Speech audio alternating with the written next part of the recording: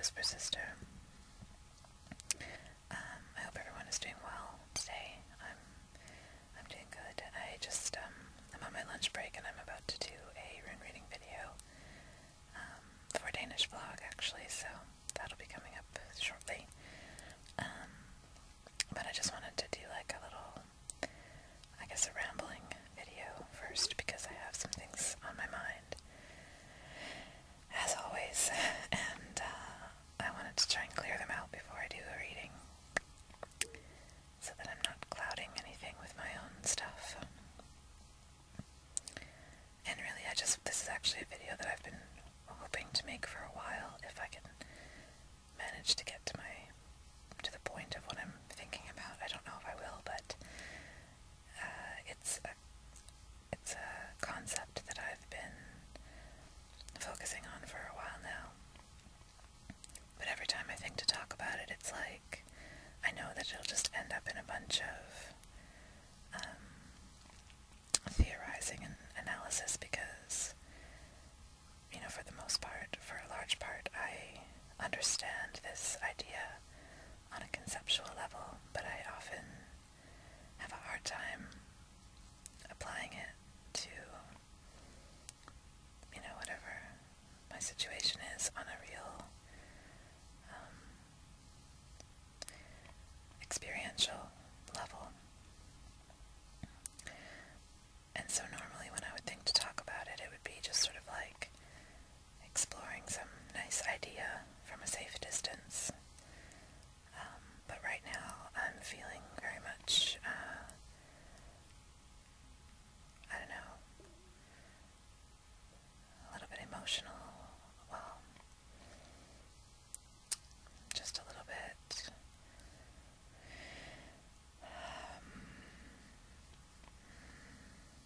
how do I explain this?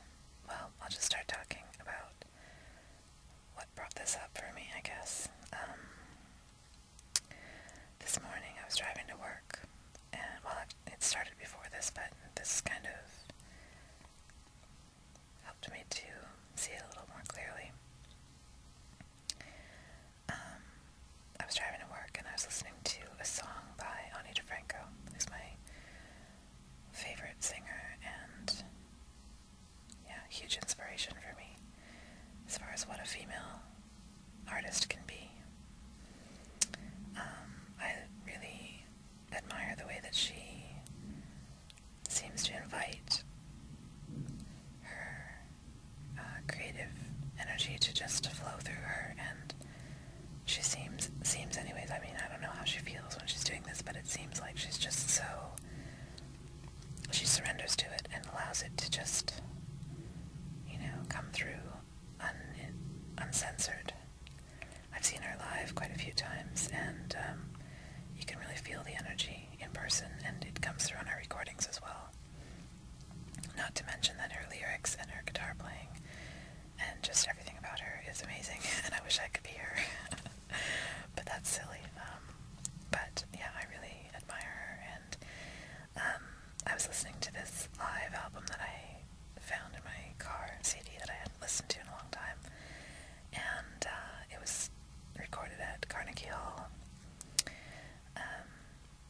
and she was playing this song that, it's actually more like a spoken word poem sort of, but it's long, and the recorded version, or another recorded version that I heard later on, has instrumentation and stuff along with it, but this was just her speaking, and it kind of deals with the subject of 9/11, and it's absolutely amazing. I heard it live as well once. The first time I ever heard it was live, and it's just like, it's a real challenge, I think, to deal with subject matter that is so, you know, at the time so topical, and not have it sound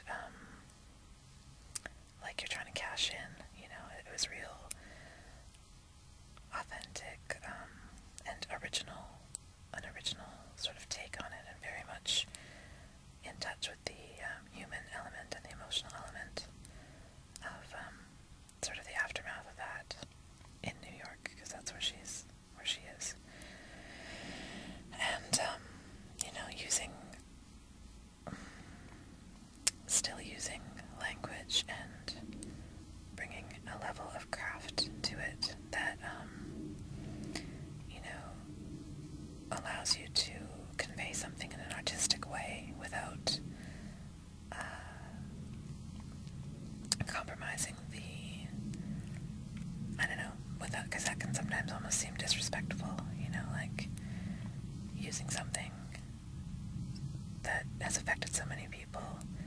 as a subject matter for your art can seem a little bit,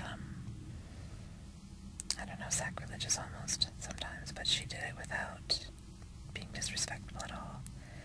And I remember reading an article, I think, or hearing her in an interview at one point, talking about that concert and how it was the first time that she had performed it, and she was really nervous, and you can hear her nerves as she's kind of speaking, leading up to reading it or reciting it, because she's, for that very reason, you know, she didn't want to seem like she was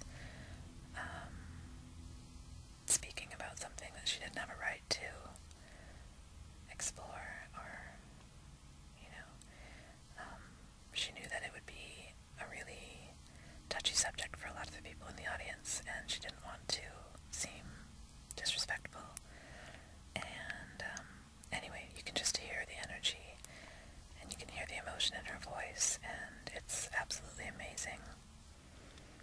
And so I was listening to this, and I was kind of, I haven't actually listened to it since, I don't think, since I went off medication, which I know I bring that up a lot, but it's a really interesting thing for me to observe how different a lot of things are now that I'm off that stuff. Prozac, for those of you who haven't heard me talk about it before. I used to read poetry or listen to music or whatever, and I knew how it should affect me, you know, and I tried to emulate that response, but it didn't really feel like anything authentic. It didn't really affect me in an emotional way at all, and I'm, for better or worse, I'm really grateful that that's not the case anymore. You know, I read things now that I read during that period, or I hear songs that I heard during that period, and they just, like, hit me so much harder, and I love that. Even though sometimes it's, you know, not in a pleasant way, I still am so happy that I'm able to feel things again. So anyway, I was listening to that and kind of like, you know, just, I don't know, not crying, but, you know, when you just kind of feel emotion well up, and you just kind of, you know, your eyes just kind of tingle, just a few little tears sting your eyes, but, you know, like that. And I was driving to work, and so now just bear with me here as I kind of explain step by step this process as I observed it happening inside myself. Humor me, if you will, and yeah. If nothing else, hopefully my whisper is relaxing you right now, but basically, I noticed a shift. I noticed a connection that my brain makes between appreciating and admiring somebody that or hearing music, for example, or hearing something, seeing someone be creative and be artistic and passionate and get a message across in a very profound and beautiful way.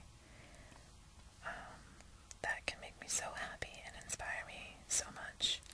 And then there's a point where my brain shifts that around and makes me feel like I will never possibly ever be able to write like that, or sing like that, or have enough faith and courage in myself to take risks like that. That I know, I mean, this woman, when she was 19, left home, moved to New York City, started her own record label because she didn't want to, you know, have to basically sell her soul to a record company. And, you know, she's just built her entire career from scratch, and I can't even imagine the kind of tenacity and strength that would take, and I don't know that I have that. I mean, even if that was something that I wanted, but I mean, regardless of whatever it is that I want,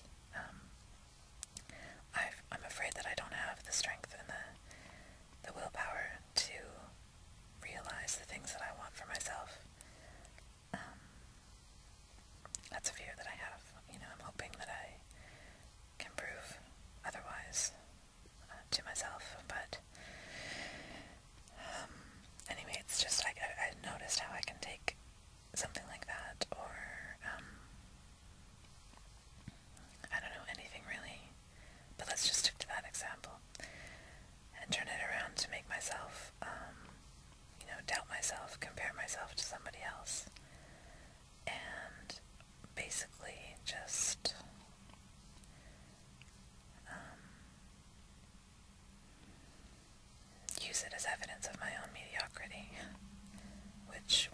faced with that, it's like that is definitely something that I don't really know how to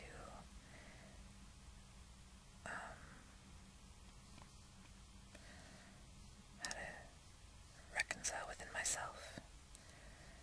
Anyway, the reason that I'm paying such close attention to this kind of thing at the moment is because I've started this process of trying to get a better understanding of my depression and why I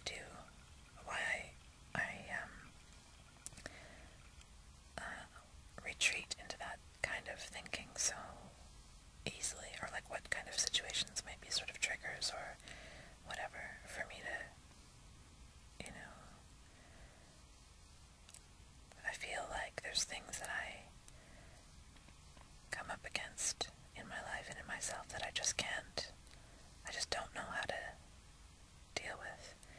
And whatever those things are, when I come face to face with them, that's when I retreat into depression, and I kind of use it as an escape from whatever it is. And I haven't really been able to identify what those things are, but that's kind of what I'm setting out to try and do, so that I can be aware of them and hopefully find other ways to cope with those things or overcome them or whatever.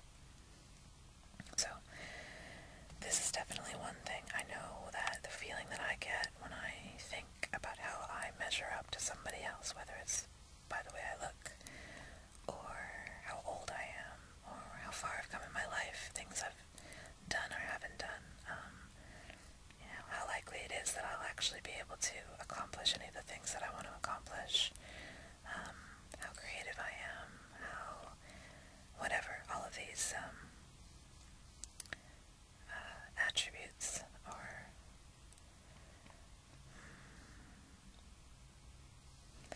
like quantifiable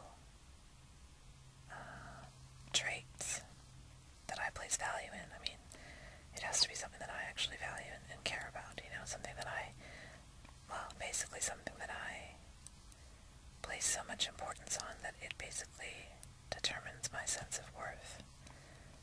However well I do in these areas determines whether or not I feel like I'm worthwhile.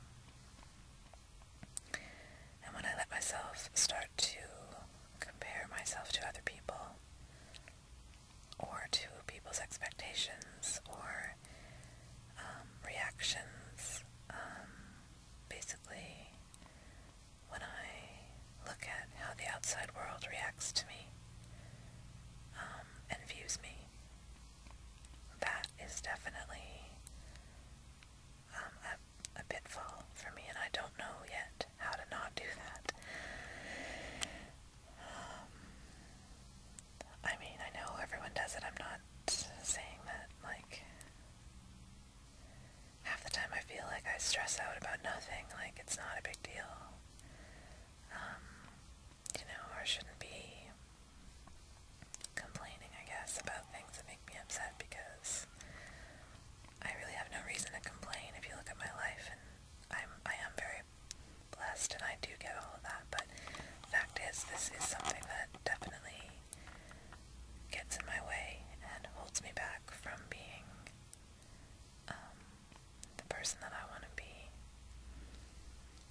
And it also has other negative side effects, such as it makes me very hungry for validation from other people, and in the past I have not been very aware of that, especially at the times when I'm feeling like I need it, when I'm feeling needy and less than, and needing someone to reassure me that I am in fact worthwhile. That urge can lead me to do things that I know are not ultimately very effective, and that may very well hurt other people, and that's something that I'd like to be able to avoid, is hurting other people, using people, really. I mean, I know we all do it, but that's not an excuse to keep doing it when you recognize that there's this thing in you that causes you to, take what you need from people. I would like to be able to give whatever that is to myself so that I don't need it.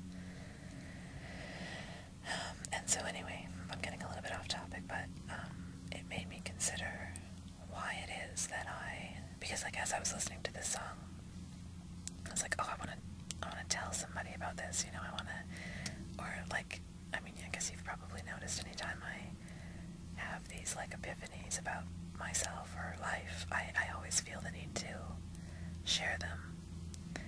And I look for people who understand me and who find me interesting and who will listen to me go on and on about these ideas and seem to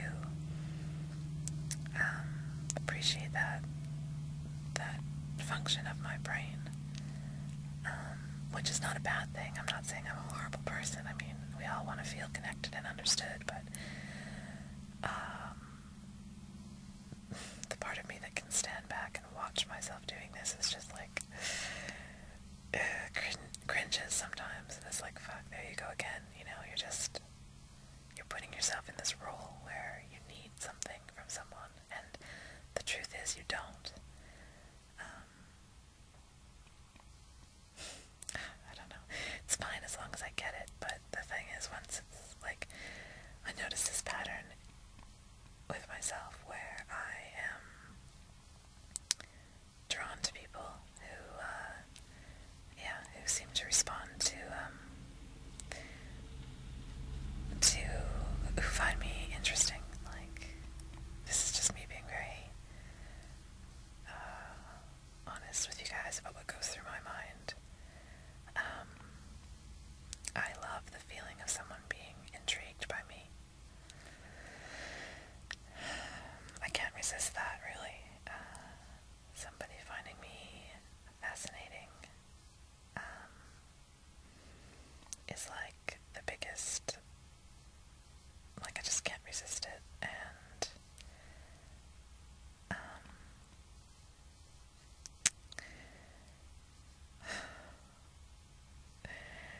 anyway, and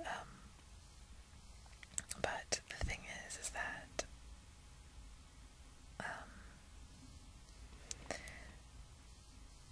it seems like there's a pattern where people, you know, you meet someone, you are, and I mean, it's mutual. I also love talking to people who I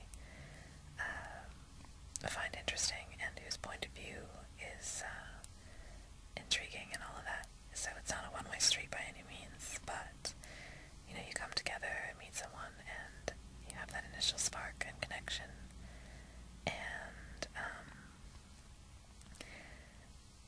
and it's intoxicating, you know, and you feel connected and appreciated and understood and all these wonderful things, and then the novelty wears off, or something happens where, you know, somebody has more important things in their life going on than you and what you have to say about whatever the hell you're talking about.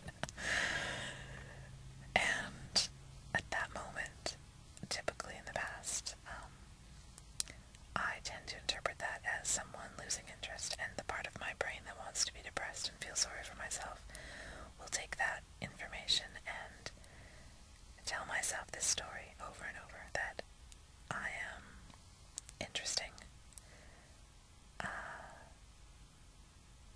and appealing to people until they really get to know me, and then they find out that whatever's there to find is not as interesting as they thought it would be, you know,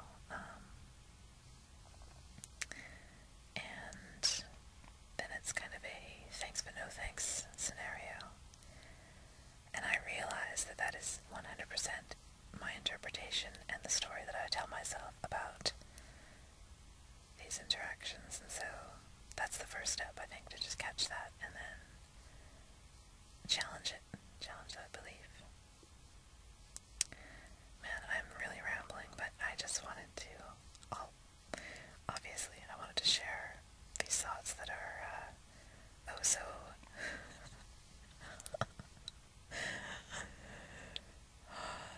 interesting to me.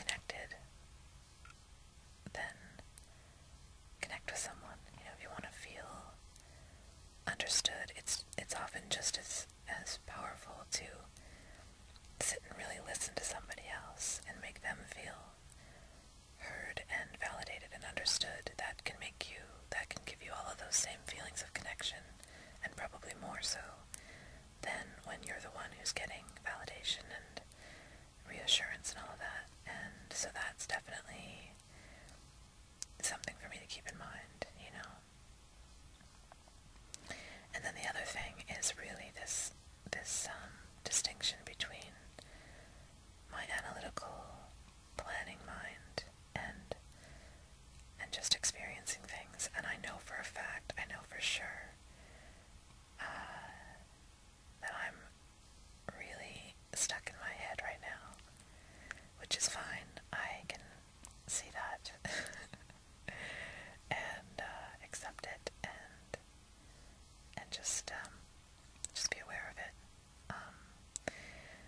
So for example, I was trying to do some writing yesterday, and I actually recorded a sound of writing video, which I had decided not to put up, but now I think I will, because it's a perfect example of this state that I'm in at the moment. And those sound of writing videos are not really meant to be like good writing anyway, so I'm not too concerned about that.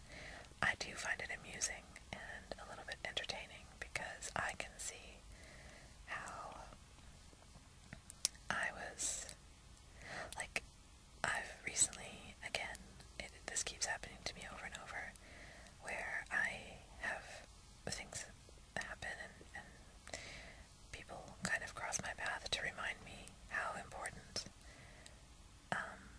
my creativity is to me, and especially writing, and also music, but in a different way. To the point where I really think that I need to make that the focus of my life at this point. That's something that I'll be talking about more in upcoming videos as I start to actually solidify and work towards some of these plans that are just right now floating around in my brain. But anyway, so yeah, I want to write, I want to create, and I want to flex that muscle again and really start to develop my skills again, because for the longest time now I've really been just like writing when I feel like it, and writing sort of just for the sake of like pure emotional outpouring, which is fine. That's very useful, but I want to start actually looking at technique and skill and all of that kind of stuff again. So I'm really stoked about it. I've been doing like writing exercises and really trying to start opening up that part of my mind again, and that way of seeing the world and all of that great stuff. And that's a good thing. I'm very, very excited, but I am getting impatient, and I can tell that my analytical, logical brain is trying to force it. And I know it doesn't work that way. I know the more I force it, the less I will actually be able to come into contact with it. It's my stomach. I actually haven't eaten lunch yet, but anyway, yeah, it's really funny. It's a good reminder that is not the way to get there. All I want is to feel something so strongly, and then have the tools and the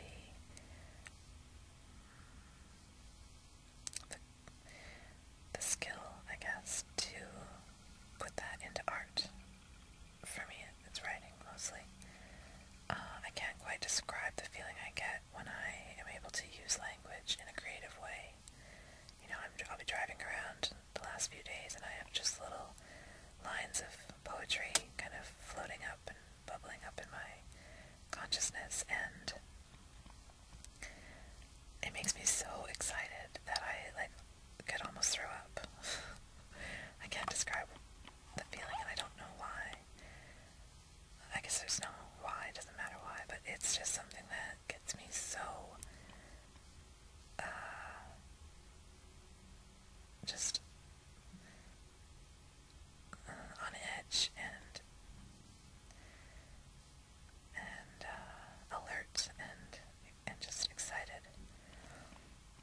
So I was driving home yesterday and thinking about a few things and wanting to write them down, and by the time I got home, a few little things kind of got in the way of that, distractions and the dogs making noise and stuff, but I was like so stubborn. I was like, I'm gonna write this, and you can just tell the whole time it's just like me trying to force it. So yeah, not so much accomplishing what I wanted to do, but I'm gonna stick it up anyway because I think it's kind of funny. And it's a good example of my logical brain trying to manufacture the experience of creativity and inspiration, and just like, which is like, yeah, a total contradiction, really. And I guess, so this is kind of leads me to my point 28 minutes later.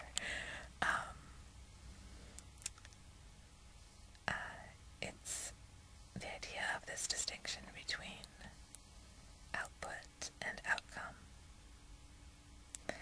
And it really is about whether or not your focus is, whether or not your experience is coming from the inside out or from the outside in. And I think that, I mean, this is something that I am going to need a lot more practice with, because I know that 9 times out of 10, I am, you know, despite understanding it theoretically, all of my habits and conditioning and my way of doing things is very much outside in. It's looking at what other people think of me, how people react, what they expect from me, and, you know, it's the difference between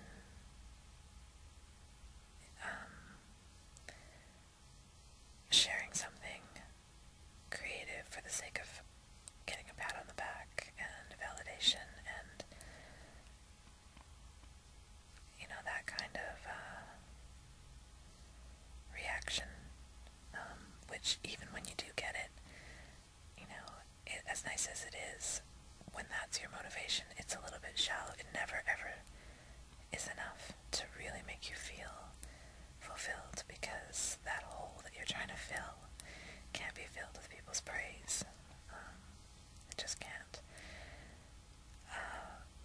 The odd time when I've been able to do it just for the sake of doing it, like, I think about when I went to play at that open mic back in October.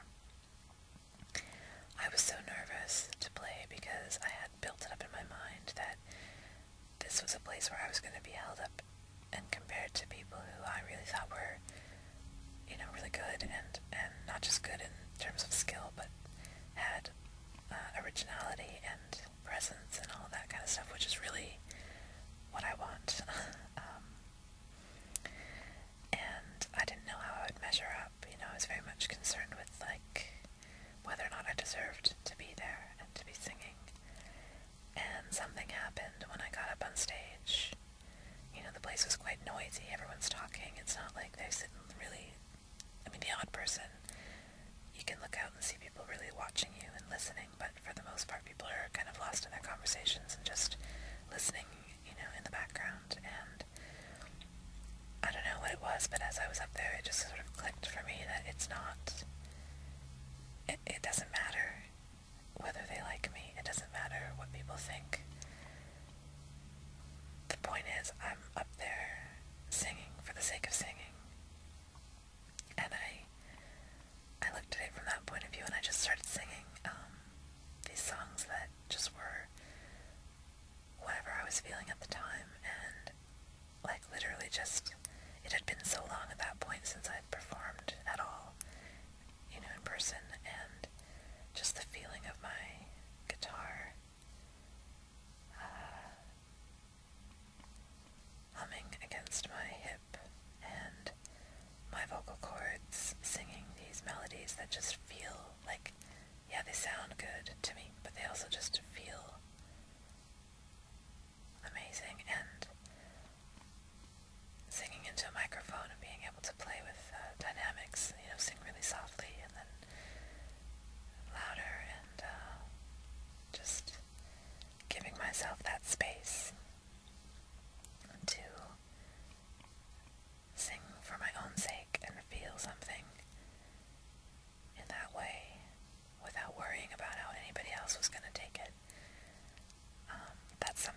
experience very rarely, and I would like to experience more.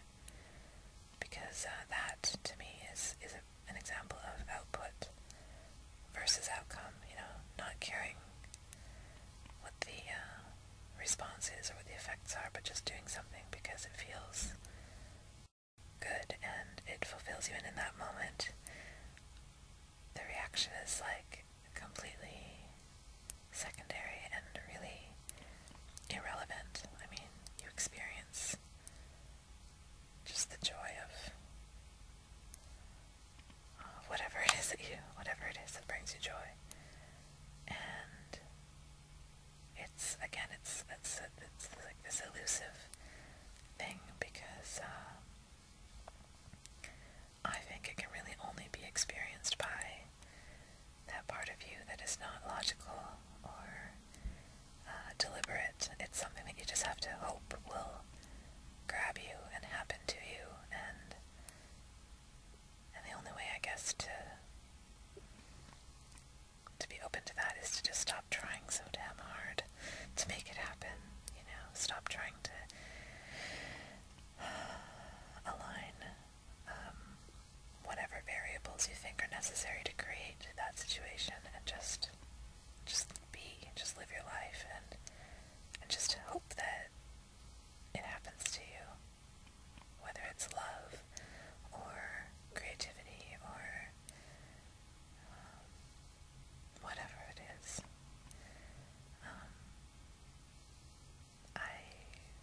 I guess there's really no way to force it.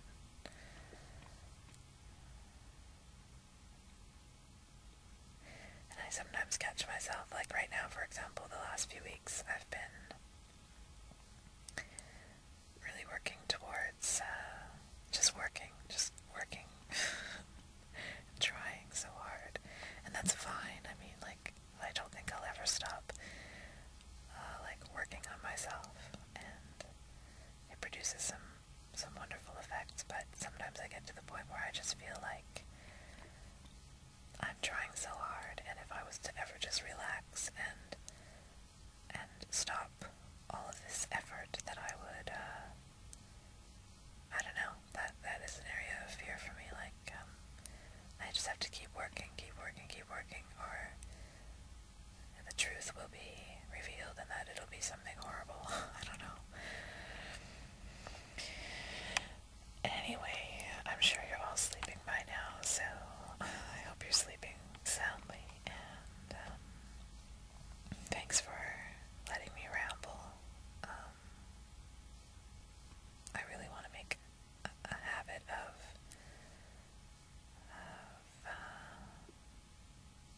well, whether it's in my so-called real life or whether it's on my channel or whatever, I like it when life catches me off guard, and I like it when I can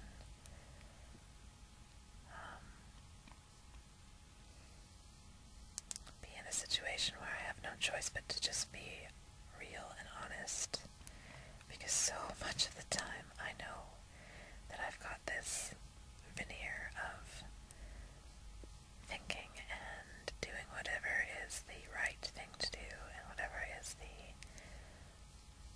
intelligent thing to do, and all of that bullshit that just feels like it keeps you separate from people, and it's like, it's catch-22, because that is my way of staying in control. So my ego or whatever, my fearful part that feels the need to be able to decide what people see, how much people see of me, and what I present to the world. It holds on to that. But whatever's inside behind all of that just wants to, just kind of wishes I didn't need that, like, that just reinforces the message that if I stop trying, I'm not good enough. That's what it boils down to.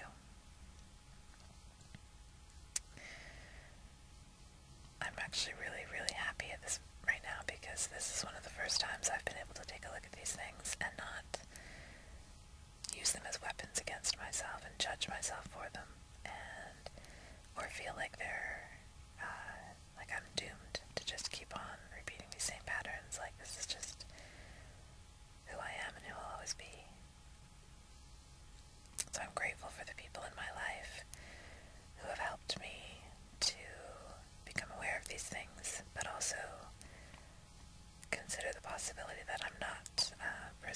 this kind of thing. It's just something that I need to, it's just another area for me to work on.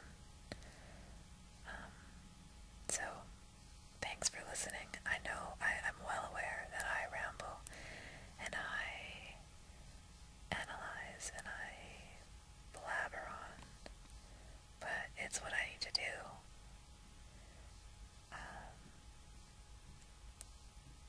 To cut through all of the stuff that's been constructed to keep me presentable and under control and all that.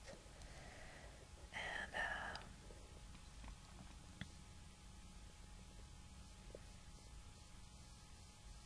I'm really looking forward to, I'll see there, that again is a trap, as if I'm not ready yet, or I'm not good enough yet. But anyway, okay, let me say it this way. I'm really grateful for the moments when I can just be totally disarmed and transparent, and feel the kind of connection that that allows. Strip away as many layers as possible that get in between me and, you know, whoever it is that I'm connecting with.